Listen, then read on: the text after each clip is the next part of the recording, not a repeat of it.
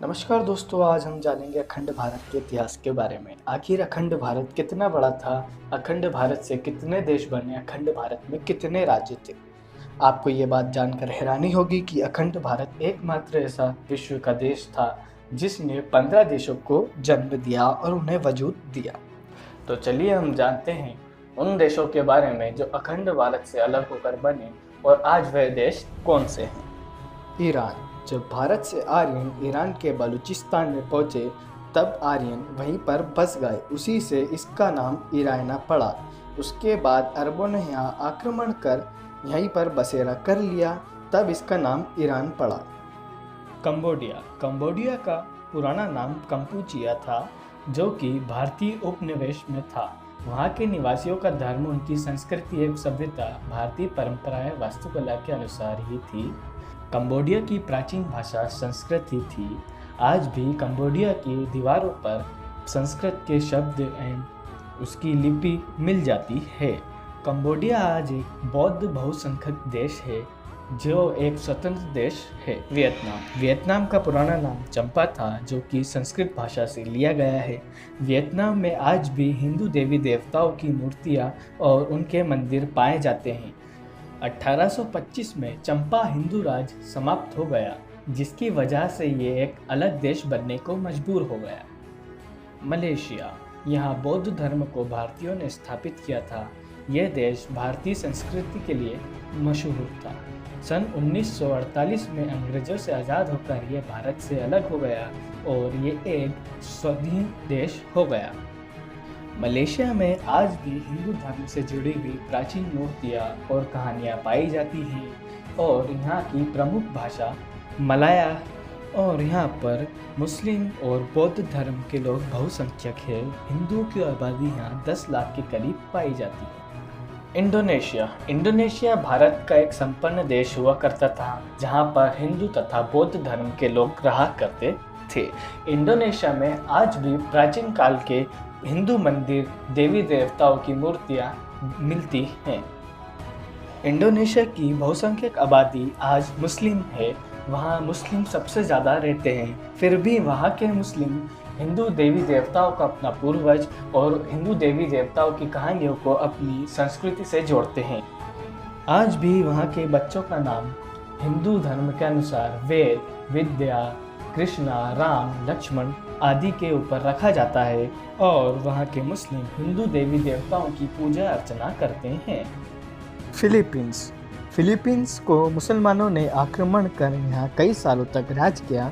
उन्होंने अपना राजकाज यहाँ अच्छे से जमा लिया और अलग हो गया। लेकिन आपको जानकर हैरानी होगी कि यहाँ आज भी भारतीय रीति रिवाज मनाए जाते हैं और यहाँ आज भी हिंदू मंदिर पाए जाते हैं।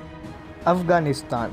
ये भारत का ही अंग हुआ करता था। यहाँ हिंदू राजा अंबिका राज था, जिसने सिकंदर से संधि कर उसे ये राज सौंप दिया। महाभारत के शकुनी और गांधारी भी यहीं के रहने वाले थे। इस्लाम के बाद ये भारत की संस्कृति से पूर्ण रूप से अलग देश बन गया। नेपाल। नेपाल भी भारत का ही एक अभिन्न अंग था। इसका एकाकीकरण एक गोरखे ने किया था। महात्मा बुद्ध भी इसी ही राजवंश के थे, लेकिन धीरे धीरे यह भी भारत से अलग हो गया और एक स्वाधीन देश बन गया। आज भी नेपाल में हिंदू धर्म की मान्यताएं और भारतीय इतिहास को अपनाया जाता है और भारतीय संस्कृति को ही अपनी संस्कृति माना जाता है। भूटान। भूटान पहले भारत का ही एक अंग था, जो हमारे ग्रंथों में भी इसका उल्लेख मिलता है, लेकिन इसने सन 1939 में खुद को संपन्न और अलग देश घोषित कर लिया। हमारे ग्रंथों में त्रिविष्ट नाम से ये जाना जाता है। भारतीय शासकों को हराकर चीन ने इसे अपने में मिला लिया था। आज भी भूटान में भारतीय संस्कृति को अपनी संस्कृति माना जाता है और भारतीय त्यौहार को अपना त्यौहार ही माना जाता है। श्रीलंका। श्रीलंका पहले तम्रपानी नाम से जाना जाता था। सबसे पहले यहाँ पुर्तगाली फिर अंग्रेज़ों ने यहाँ अपना अधिकार साबित किया। सन 1937 में अंग्रेज़ों ने इसे भारत से अलग कर लिया और इसे एक नए राष्ट्र का दर्जा दिया। श्रीलंका में बौद्ध धर्म के लोग अधिक पाए जाते हैं और यहाँ तमिल भाषा भी बोली जाती है। म्यांमार। म्यांमार का पहले नाम बर्मा था, जो कि हिंदू देवता भगवान श्री ब्रह्मा जी के नाम से पड़ा। यहाँ का प्रथम राजा वाराणसी का राजकुमार था। सन 1892 में अंग्रेजों ने यहाँ अधिकार कर लिया और सन 1937 में इसे भारत से अलग कर दिया गया और नए देश का दर्जा दे दिया गया।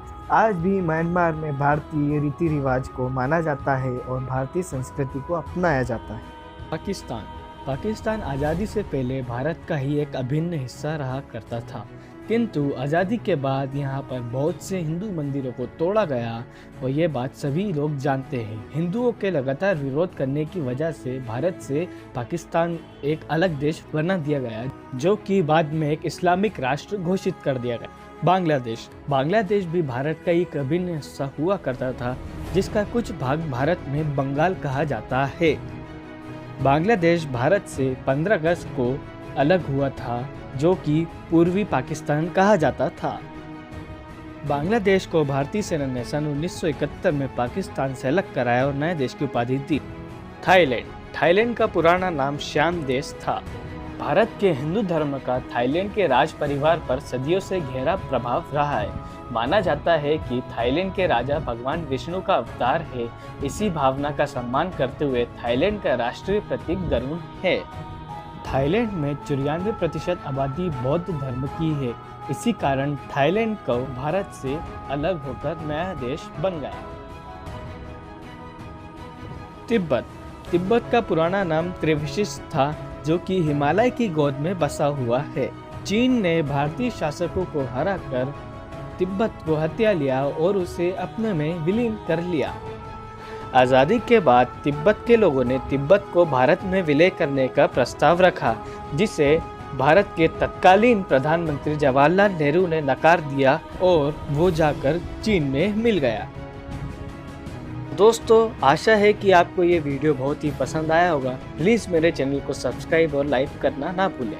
जय हिंद।